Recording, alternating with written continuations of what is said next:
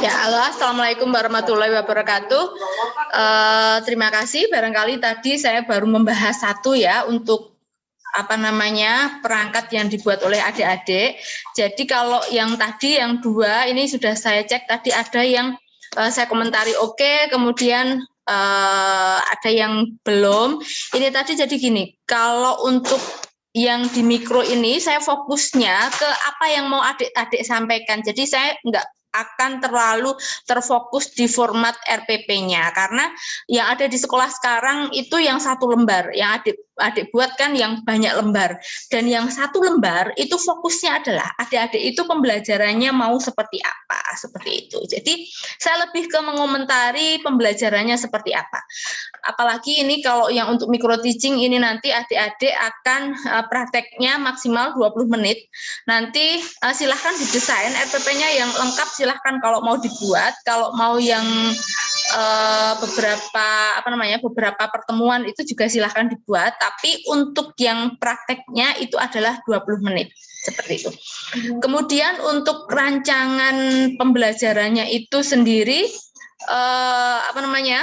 misalnya tadi ada dua yang pakai discovery. Untuk discovery itu sendiri, discovery itu seperti apa sih? Menemukan, apakah menemukan, kemudian student center itu yang seperti apa? Kalau yang saya lihat tadi sepertinya adik-adik belum memahami tentang model pembelajaran yang dibuat, pendekatan yang mau dipakai seperti apa. Nanti silahkan dibuka lagi karena discovery itu kan semacam penemuan. Jadi silahkan dipahami, dibaca lagi, menemukan itu seperti apa. Tentu saja bukan dikasih materi kemudian ada menjawab soal. Bukan seperti itu. Jadi enggak hanya, tapi bukan berarti discovery itu enggak menjawab apapun, bukan.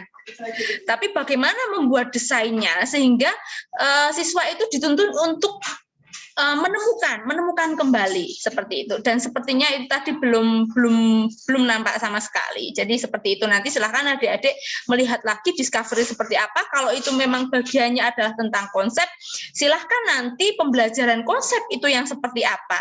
Sepertinya itu juga nanti silahkan kalau mau googling atau nyari di buku atau dimanapun, buka kuliah yang telah lalu, karena kalau saya ulangi lagi semua, terus saja itu kemarin ada berapa SKS sendiri ya, kan nggak mungkin hanya untuk pas mau praktek kita ulangi lagi semua. Jadi silahkan nanti aktif untuk mencari yang namanya membelajarkan sebuah konsep itu seperti apa untuk belajarnya. Tentu saja pertama bisa dengan disajikan mana contoh, mana bukan contoh, dan seterusnya. Seperti itu. Oke, kemudian student center itu berpusat pada siswa. Jadi bukan guru memberikan materi, siswa menjawab.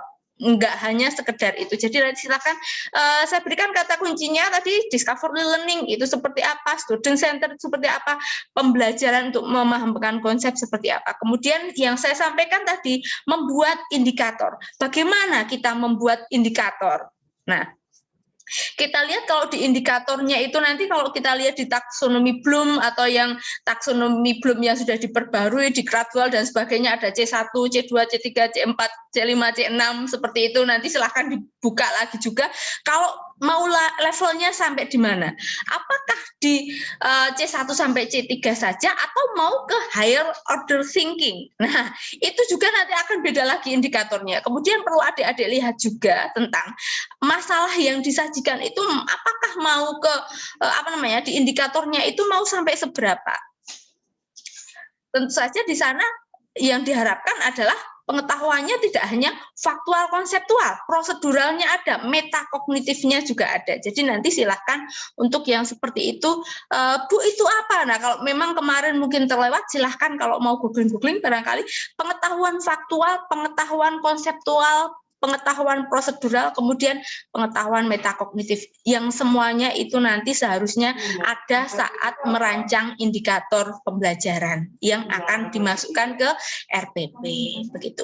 Barangkali itu nanti silahkan dibaca-baca dulu lagi, kemudian dicoba diperbaiki. Kalau untuk prakteknya, sekali lagi untuk prakteknya adalah 20 menit. Tapi untuk RPP-nya harapan saya adik-adik karena besok mau di sekolah itu tetap bisa untuk yang berapa pertemuan. Jadi tidak hanya satu pertemuan. Kemudian di sekolah itu ada yang masih pakai RPP-nya panjang, ada yang pakai 1 lembar. Kemarin saya katakan silahkan mau dibuat yang panjang dan dibuat yang 1 lembar seperti itu. Barangkali itu yang bisa saya sampaikan merangkum dari yang apa yang sudah adik-adik buat. Bagi yang mengumpulkan karena saya lihat baru 3 kelompoknya kayaknya nggak hanya 3 ya. Harapannya tuh kemarin adalah minggu depan itu adik-adik praktek. Tapi kalau memang di sini belum, saya juga nggak mau praktek dulu sampai rancangannya selesai dengan benar semua. Kalau nanti cuma ada 1 yang tertinggal, maka terpaksa saya tinggal. Kalau ada yang belum bikin loh ya. Itu. Barangkali itu saja yang bisa saya sampaikan. Saya akhiri. Wassalamualaikum warahmatullahi wabarakatuh.